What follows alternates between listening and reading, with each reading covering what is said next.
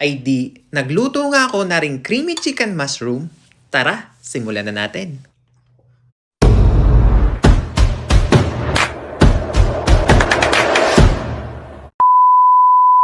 Ay ano ga mga tropa, kamusta ga kayo? Ako si Auntie, breadwinner at 8 taon ng caregiver dito sa bansang Israel.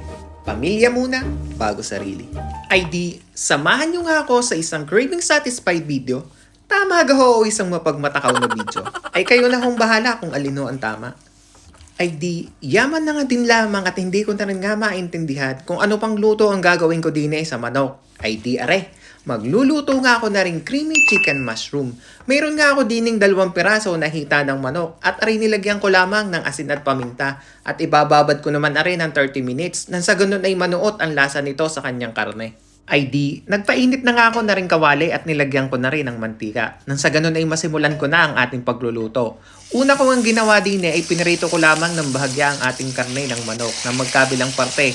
Lulutuin ko nga lamang ito ng medyo golden brown. Hindi naman natin kailangan na tostado nang sa ganun hindi pa rin mawala ang pagka-juicy ng ating karne ng manok. Ay di, garne nga lamang pagka-golden brown ang tamang-tama. Ipiprito ko lamang yung kabilang parte nang sa ganun ay pantay ang pagkakaluto ng ating karne. Ay di, maya-maya nga ay sa tansya ko naman ay tama na rin nga. Ilalagay ko nga lamang aray sa isang plato at iseset aside ko muna. At nang sa ganun ay masimulan ko naman ang paggigisa ng ating mga sangkap dine. Ay di, sinimulan ko nga dine sa paggigisa ng bawang. Medyo tutustahin ko lamang aray ng kaunti o a-achieve ko yung pagka-golden brown na rin ating bawang. Yung parang garinit lamang. Maya-maya naman na idadagdag ko na rin sibuyas. Gigisahin ko din lamang aring ng bahagya hanggang sa lumabas na nga ang aroma ng pagkakagisa na natin na rin sibuyas at bawang. Ay digay maya-maya pa ngay isinunod ko na aring ating mushroom. Aring naman ay yung nasa lata lamang ay digay buo pa nga ang nabili ko ay di ginayat ko lamang aray o pinaghati ko sa 4 na piraso. Ay digay po pwede nga rin kayong gumamit ng mga fresh na mushroom naman na nabibili doon yan sa mga supermarket.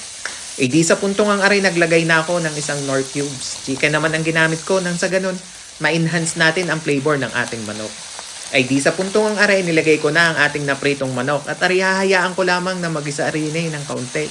Digay maya-maya pa'y nilagyan ko na nga rin na rin toyo. At binuhusan ko naman na rin isang tasang tubig at aray naman ay lulutuin natin dinay ng bahagya. Tatakpan ko lamang aray dinay nang sa ganun magkukulo-kulo aray dinay sa loob ng ating kaserola. Digay hahayaan ko lamang aring maluto sa mahinang apoy lamang o katamtaman lamang ang lakas ng ating gasol. Babalik ta rin ko lamang aray ng papagayon at papagarnay ng kaunti nang sa ganun ay pantay o banayad ang pagkakaluto ng ating karne. Ay tunay na kapag ka nga nabigla ang pagkakaluto ng ating karne ay baka naman paggayat natin o pagkuha ay di kayo may dugo-dugo pa ay tunay na hindi ho yun aare.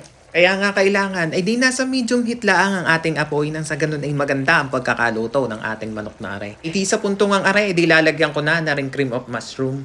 Ay di sa totoo nga lang ay po pwede ho kayong gumamit din ng all-purpose cream. Dito lamang nga sa bansang Israel ay di are lamang ang available. Ay di ari ko nga binili doon sa may supermarket. Aba nako, ay maalala ko nga pala. Ay hindi ko pala binili aring cream of mushroom at ari nga pala ibigay lamang sa akin ni Mami Nora bago siya umuwi ng Pilipinas para magbakasyon. Ay di, thank you po Mami Nors, are naluto ko na aring binigay nyo sa akin. Ay di kung makikita nyo ay naglagay din ako ng butter. Yun naman ay option na lamang kung mayroon kayo. Ay di po pwede nyong lagyan. Ay kung wala naman ay di hindi na. Ay di titimusan ko nga lamang arin ng kaunti nang sa ganun ma-adjust natin ang lasa kung aribagay maalat o matabang pa. Ay di sa puntong ang ari hahayaan ko lang aring magkukulo din nang sa ganun ay maglapot-lapot ang ating sabaw na re.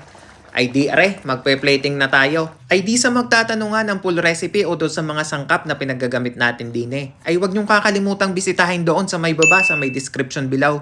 Nandun lahat ang mga sangkap na pinagagamit natin dito. Ay di i-garnish ko nga lamang are ng onion leaves nang sa ganun ay maganda-ganda naman tingnan.